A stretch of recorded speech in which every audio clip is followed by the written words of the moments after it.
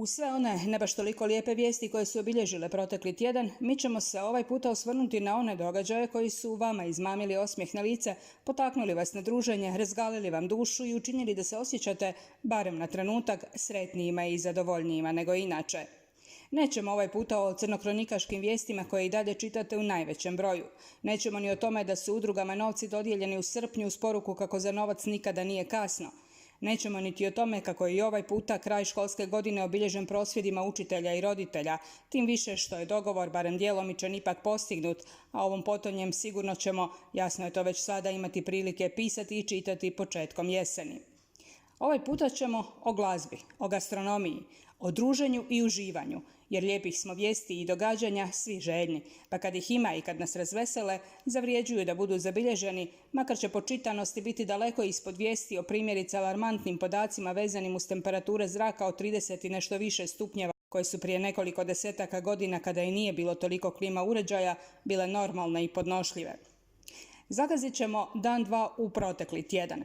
Tada je naime u Brodskoj tvrđavi više tisuća Brođana uživalo u koncertu Halida Bešlića.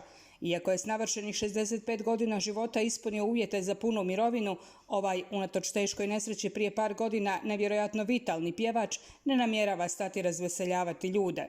Takav sam, to sam ja, to mi je želja i život, kazao je i pokazao.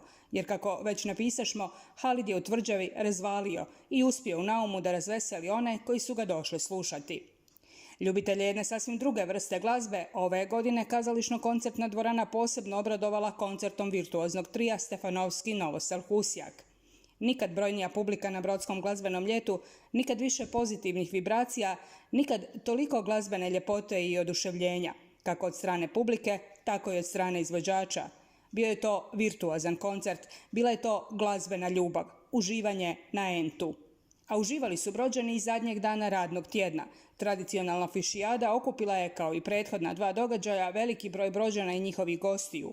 Kuhalo se, jelo, pričalo, pjevalo, šalilo, živjelo punim plućima i to je ono čega nam nedostaje. Življenje punim plućima nerijetko nam ukradu sve one crne, tužne i ružne vijesti, grčevi od neisplaćenih ili nedostatnih primanja, straha od toga hoćemo li djeci moći omogućiti školovanje.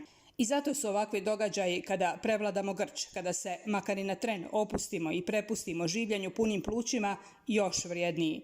Zato o njima treba pisati i govoriti, bez obzira na malu čitanost takvih članaka, jer na kraju nije baš sve i nije uvijek, ili barem ne bi trebalo biti, u klikovima.